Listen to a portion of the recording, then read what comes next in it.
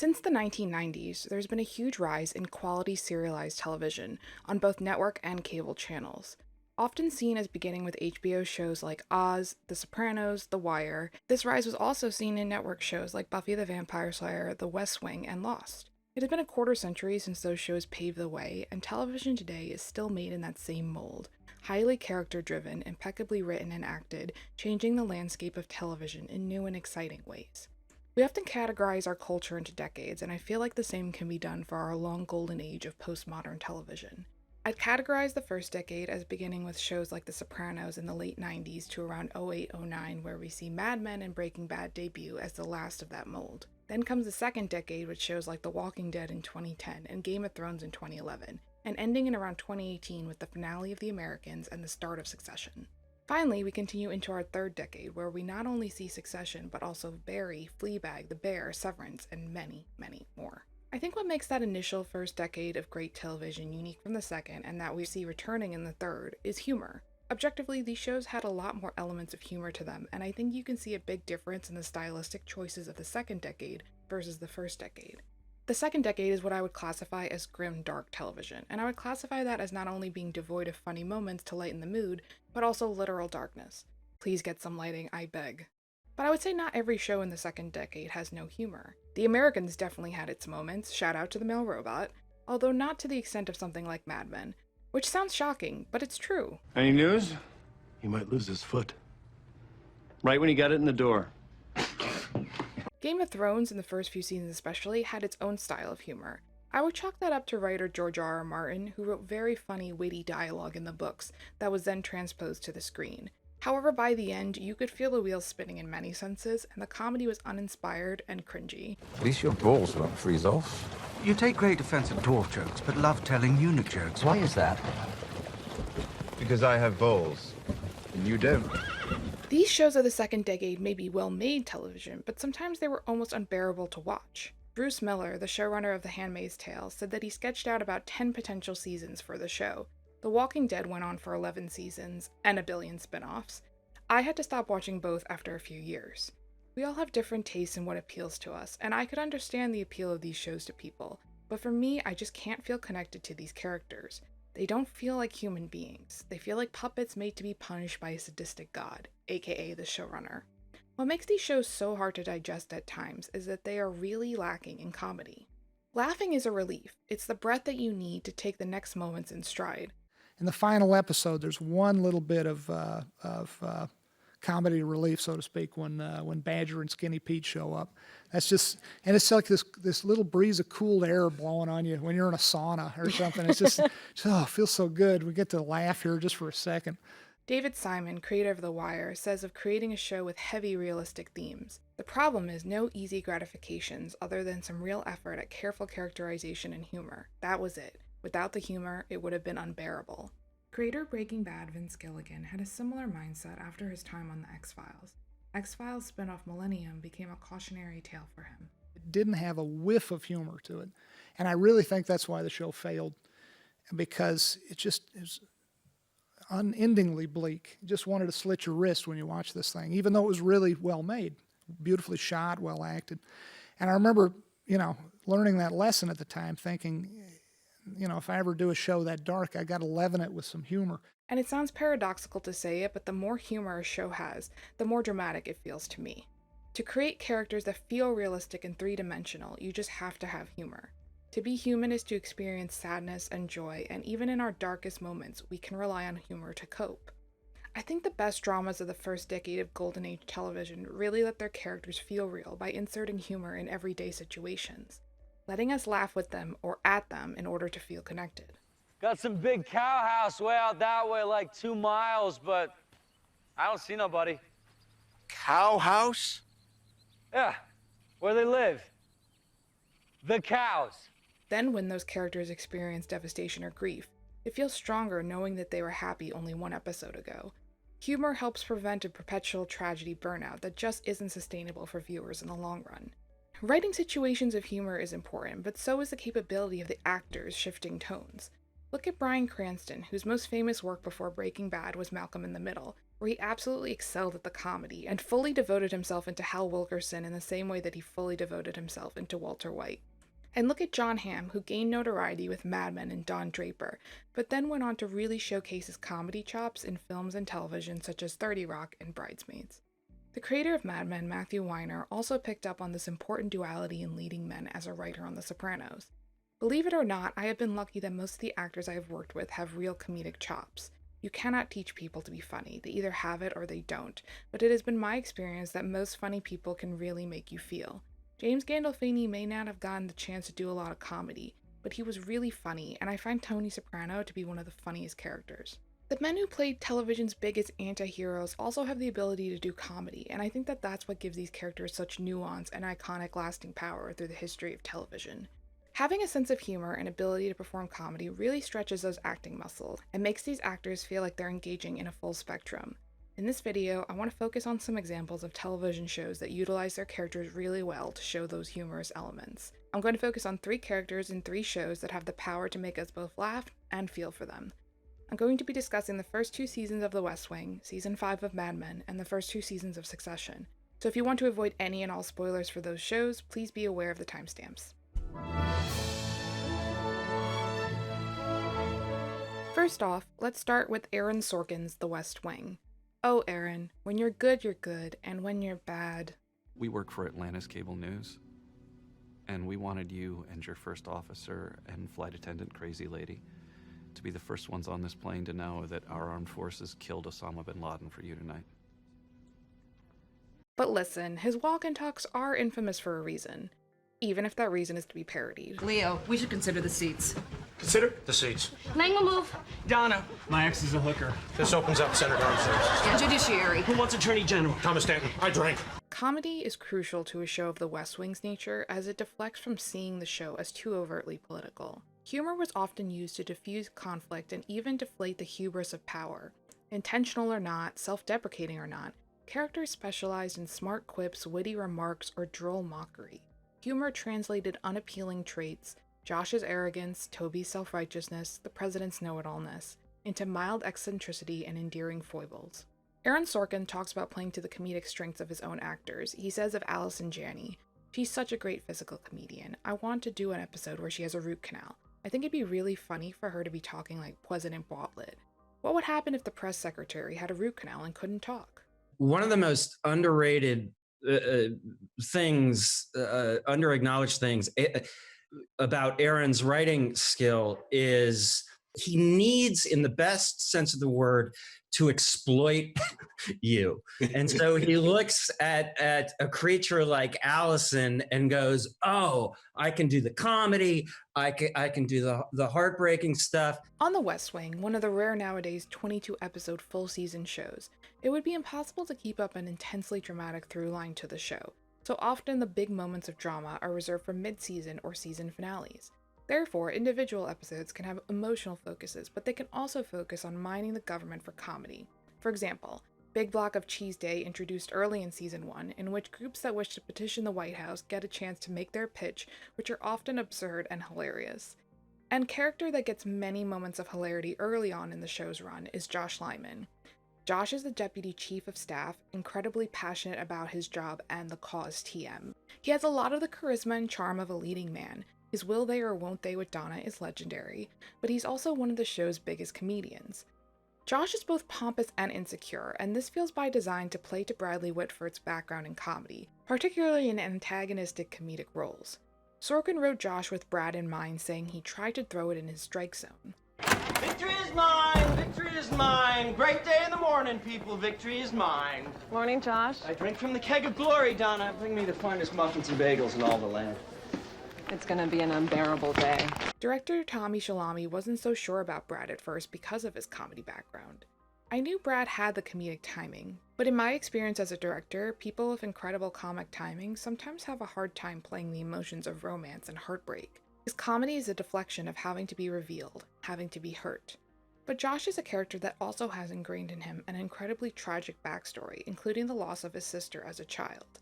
All of that gives him that hidden depth, and you can see how the comedy deflection often masks a deeper hurt underneath his character. One of its most memorable moments of humor comes in Season 1's episode Celestial Navigation, where we get Sorkin's wish for Janny's physical comedy when CJ Craig needs a root canal. What happened to your cheeks? I had root canal. Why are you talking like that? I had root canal. Josh steps in as her replacement in front of the press corps and ends up spectacularly fumbling the bag. I honestly can't remember the question. Given the reduction in unemployment, does the president have a plan to fight the ensuing inflation? And if so, why is he keeping it a secret? This is the moment where we're definitely laughing at Josh as he is foiled by his own hubris. Still, you can't help but love him a little bit, even when he's being clowned. And that's what makes his Season 2 storyline so impactful. In the opening of Season 2, we find out that Josh was shot in the Season 1 finale. After the initial moment of crisis, Josh moves on, the audience moves on, and the rest of Season 2 can continue at its normal pace of balancing the comedic and the dramatic. You would think for 10 episodes that maybe this would be it for the story, but then you get an episode like Noelle, where the show really remembers and brings that to the forefront, focusing on Josh actually being treated for his trauma and his lingering PTSD. He's given a chance to really shine here, to be incredibly vulnerable and emotional in a way he hasn't been in the 1.5 seasons we've seen him in thus far. Bradley Whitford's magnificent performance, in which he won the 2001 Emmy for Best Supporting Actor, really anchors the episode and puts you in Josh's mind, his panic, and his fear. It's a really stark contrast to the Josh that we see in Season 1, full of arrogance and bravado. What makes this breakdown so powerful is having those moments of Josh being so silly and so easily mocked. It shows that there is a human being underneath it all, deflecting with his comedy but still harboring a wounded psyche. Now onto a character far less lovable than Josh Lyman, Mad Men's Pete Campbell. Pete is a wealthy blue blood in the world of advertising and often acts as main lead Don Draper's foil in terms of his background and connections. He's a hard character to love. He's mean-spirited, petty, sniveling, and cowardly. But I will admit that I actually do love Pete. Vincent Kartheiser's balance of smarminess with sincerity is just memorizing to watch. Kartheiser on his approach to comedy. I think being the guy who has to drive a comedy, it takes a lot to understand the story and the mathematics of comedy. That being said, it's acting, and it's all in the same field. Like you said, I did get to do a lot of comedy on Mad Men, as well as other projects with touches of comedy. And I like to think I'm not a complete novice when it comes to that genre. Yeah, he's definitely not a novice because a lot of his scenes as Pete have made me laugh out loud. How are you? Not great, Bob. And I can't help but laugh at him, but also have a little bit of pity for him. I think Mad Men is such an interesting example when it comes to humor, in that I think anyone who hasn't watched the show has this perception of it being perhaps stuffy or high art or boring due to the period piece nature of it. But part of what makes Mad Men so great is that it does not shy away from showing moments of very silly humor. Mad Men entertains, really entertains. It's exciting, sexy, sometimes sad, but above all else it's funny, maybe for survival's sake. A show that inflicts so much darkness on its characters is obligated to offer a bit of light as compensation, otherwise we wouldn't go near it. In line with his previous comments on James Gandolfini and The Sopranos, Mad Men's creator Matt Weiner also admits to writing to the humor that he has discovered in his actors. I have to say, from the pilot on, we were always looking for people who were funny. If an actor has an ability with levity, even if you don't let them show it all of the time, you're getting so much more to write to. It's more obvious from the show that someone like Slatter or Sommer is funny, but January, Elizabeth, and Christina are all really funny. Vincent is hilarious. If I was casting a comedy, they are all who I would look for. He said he knew you. He said it was a surprise. A surprise? Well, thank you for that. Here's a surprise. Joe! Surprise! There's an airplane here to see you! Pete Campbell specifically is often the biggest moment for that humor in Mad Men. He is a literal punching bag. He is constantly falling through his life. Again, literally. Weiner talks about this particular mode of Pete's moments of outrage, inspired by Kartheiser's performance. Seeing him outrage, I knew that there was entertainment in that, and right away, putting him in positions where he could be outraged or wronged in some way, you know that you were going to get a full, almost Jack Lemmon-like frustration and anger that was very funny. So you should be happy when it's time for Pete to finally get his comeuppance, and yet, it feels too devastating to watch. In Season 5's episode Signal 30, Pete gets into a fight with Lane Price, a showdown for all time. Are you kidding me? No, you're a grimy little pimp. As soon as I raise my hands, I warn you, it shall be too late to run. I love that Mad Men deconstructs the cool image of advertising men as suave heroes in suits by bringing them down to the basis level here, their glee at watching an office brawl. Honestly, the scene is not something that would be out of depth in a comedy like The Office. And I think a lesser show might have left you with Lane's victory and our enjoyment at seeing Pete brought down. But then you get this moment with Pete and Don in the elevator. Why are we even having a fight at work? This is an office. We're supposed to be friends. I have nothing done. I give a lot to the performance that Kartheiser gives, where you have this twinge of sympathy or pity or disgust, whatever you want to call it, but you feel something for him as a human being. The way his voice breaks on I have nothing. And whether that's true or not, it's what he believes, and I think that that's what makes the character so compelling. Every character on Mad Men has layers to them. Every character is shown to be painfully human, and Pete is no exception. And now I will move on to what I call the third decade of Golden Age television, which breaks from earlier convention in how it plays with format and genre. Now there are 30-minute shows like Barry and The Bear that focus on pretty much the same sense of drama and humor, but are often categorized as comedy because of their episode length. But then you still have your classic hour-long format shows like Succession, The White Lotus, and Severance, which all indulge in comedic elements, some going so far as to feel like dramedy. You look so pink. Sure. Guess who I am? What? Peppa Pig. Succession in particular is a show that goes hard into its absurd comedy. When I first became aware of the show from a trailer, I actually thought that it was a dark comedy in the vein of HBO's Veep. Everything I've done in my life, I've done for my children. I know I've made mistakes, but I've always tried to do the best by them because I love them. Have you thought about the possibility that your children are actually scared of you? Oh, fuck off! However, the show is definitely a drama. The season 1 finale pretty much confirms that, and it is surprisingly so well done in the way it is able to be both hysterical and bone-chilling. I think Succession is also different from shows like Mad Men and The West Wing, where I feel like you only have one or two characters that really get picked on and made fun of. But in Succession, you could argue that every character gets a moment to be the punching bag, and everyone gets a moment to have one up on them. I'm going to focus on a character that I think is one of the biggest sources of humor and hidden depths, and that is Tom Wambsgans. And like Pete Campbell, he is kind of the worst. His biggest relationships in the first 2 seasons are with his fiancée, then wife Shiv, and his lackey Greg. And the moments with Greg in particular are some of the funniest, if not extremely toxic. Would you kiss me? What? Would you? Kiss you? If I asked you to? What, I If I kiss you? told you to? Huh? Oh. I don't... Come on. I'm joking. I'm joking. Tom is completely shunned by the rest of the Roy family, even and especially his wife Shiv. He's the guy with no power taking it out on the weakest link in the chain. It's pathetic and endearing and done brilliantly by Matthew Macfadyen. I'm driving my grandpa down for Thanksgiving. Oh, Greg, fuck your grandpa. Okay, you're on speakerphone, Tom. Well, I shouldn't be, Greg. Macfadyen, best known for being Mr. Darcy and BD, seems to have gravitated towards a character like Tom after his leading man roles. I feel sometimes you can get in a rut when you play leading men. It's much more fun being the baddie or the clown. His comedic stylings and what lurks below the surface are highly appreciated by Succession director Mark Mylod as he highlights the beauty of Macfadyen's layered acting. He has a wonderful way as an actor of keeping secrets. The genius thing about what he holds back is it's there and you're reaching for it behind his eyes, so you can't take your eyes off of him because of that. That's what always pulled me to the character. There's this clown on the outside, but what are you hiding? Macfadyen takes his time to reveal what Tom is hiding. It's only after 19 episodes of Greg bullying and obsequious bowing do we get an incredible moment of clarity into Tom's psyche. It's one of the most poignant and devastating moments of the show, as Tom finally realizes maybe he is deserving of more from Shiv and his failed marriage. I love you, I do. I just, I wonder if the sad I'd be without you would be less than the sad I get from being with you. It's kind of impossible not to feel something for Tom here, as he's bearing his soul and being authentic really for the first time. Tom may be a clown, but he's the sad kind. Of course, all of this is then followed up by one of his funniest scenes to date. What the fuck? Thank you, Logan.